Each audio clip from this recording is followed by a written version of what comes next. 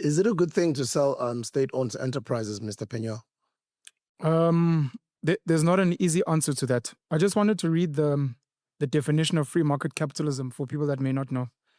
It's an economic system, this is very important, where private businesses own and control the factors of production with minimal government intervention, as Rob said, and where prices, production, and labor are determined by the forces of supply and demand.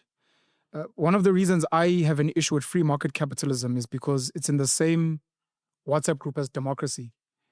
It sounds very nice for people that are knowledgeable to promote it. Democracy is great, free market capitalism, but it's at the expense of those that are ignorant.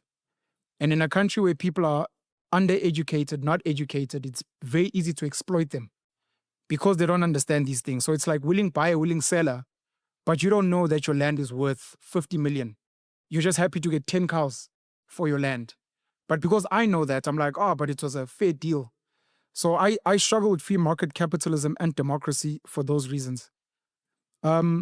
Capitalism versus socialism, and I know this is a debate, but communism has never really existed in the world, at least with the end goal of saying no government.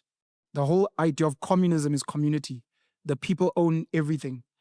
What we've seen in China, the Soviet Union, is aggressive socialism with authoritarianism, where you've got a dictator who claims he's working for the people, ends up having a lot of power and sometimes bullying people and messing things up. The big fight is between capitalism and socialism. The problem with socialism that we have in the world today is those that claim to support socialism rely on capitalists to fund whatever projects that they have. If our state-owned enterprises in this country, SAA, the SABC, Transnet, Eskom, when we still had it, ISCO and the like. The ports, if they were running profitably and they were making money and government's like, we don't even need to tax you guys. Our SOEs are making such good money. SABCs throughout Africa, we're expanding overseas. Eskom is supplying the whole of Africa. We've gone nuclear and we wouldn't need to tax ordinary people because government would be running the socialist agenda so well. The problem is specifically our government and many others. They use socialism to, number one, overhire unnecessarily bloated institutions.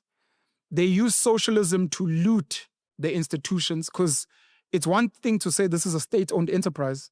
It's another thing to realize the Eskom, the people making the money are the private companies that are suppliers, which are capitalists. But you call it a socialist enterprise.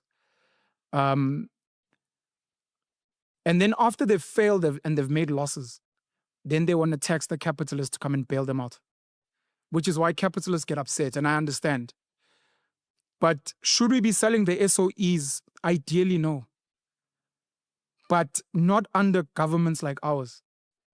But in the same breath, I'm too scared to hand over our SOEs to private capital because I don't trust them either. If you look at their track record in this country, they complain about government, but they haven't given us proof of concept on how they do better. It's almost like the DA. Can I stop you here? Go for it. So you're wrong on 50% of what you say. You really are. You're mixing and confusing things, much as I love you. Let's take aviation as the best example of all. South African Airways, by the way, all the state-owned enterprises were run efficiently, effectively, and in most cases profitably under the apartheid government. You're right. I mean, they had competent, but there's a disclaimer there. Let's just move on. No, we can't. We can't. No, I didn't stop you. You did. I didn't stop you 10 times when you were on No, I'm Rampage, not stopping you 10 times. And I could have, because you were a lot of No, you stopped me once. You never let me finish. It's okay. I'm just saying you have to add the disclaimer. The apartheid government was very efficient. I will agree with you. But you have to add the disclaimer that it was at the expense of the majority of the people. Otherwise, it becomes a horrible example. Not true. The ports operated for all of South Africa. The airports for those who could fly for all of South Africa, but also for cargo. The railways for all of South Africa. Transport for all of South Africa. Denel, which sold armaments, whether you agree with it or not, the money came back to South Africa, however it was used. They were run efficiently. Cadre deployment destroyed the state-owned enterprises, and socialism and central control destroyed the state-owned enterprise. The ANC cannot run state-owned enterprises, and Penn's right. It's perfect for looting. But let's take aviation. I want to do two examples. One is Ethiopia. Ethiopia set up Ethiopian Airlines, the government, it's government owned. Ethiopian Airlines is government owned. They hired initially an American management team who put a business plan together, and they gave Ethiopian Airlines a lot of money and said, build the best airline in Africa, but make it profitable. And the profits stay within Ethiopian Airlines. They're used to improve the planes, improve the airports, improve the routes. Ethiopian is now a profitable, 100% state-owned airline. A huge success. And we could have and should have done that with South African Airways if the ANC hadn't destroyed it and stolen it to death. I mean, Dudu Mayeni is chairman. What does she know about aviation? She was there to let the Guptas steal. Example number one, Ethiopian Airlines, state-owned enterprise, successful. That could have and should have been South African Airways. Sorry, what did the Guptas steal from SAA? The Guptas stole from everyone. No, from SAA.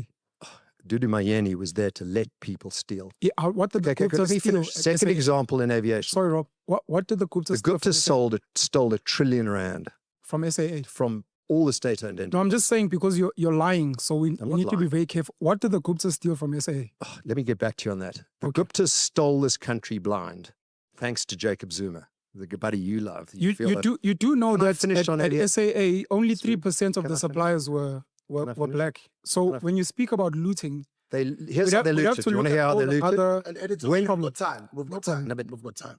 You know how they looted? Every plane they bought, particularly from the French, there was a commission, and the commission would go to Luthuli House. That's how they stole. But let me give you the second example. We're talking about state-owned enterprises, okay? South African Airways was bankrupted by the ANC. Incompetence, stealing, and incompetent cadres like Dudu Mayeni being put in place. They overhired, like you said, and they destroyed the airline, bankrupted it. It's got a 50 or 100 billion debt.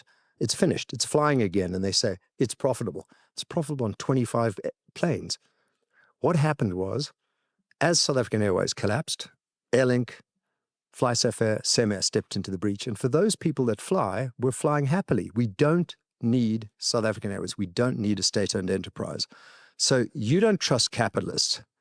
But what has happened is the private companies that pay tax to the government have stepped into the breach. The same thing can happen. We can have privatization by default in water, sewage, electricity, and everything else. We don't need morons in Pretoria, whether they're Nats or ANC, making decisions on our behalf. And that's the difference between central control, which Penn seems to love and doesn't work, versus the free market, which is you, and you making all the decisions. That's the difference. And Penn, your distrust of capitalism is, I don't know where this comes from. I don't support central government. You do support central government. I don't. Well, then what do you support? I mean, it's very confused, So before you interrupt me,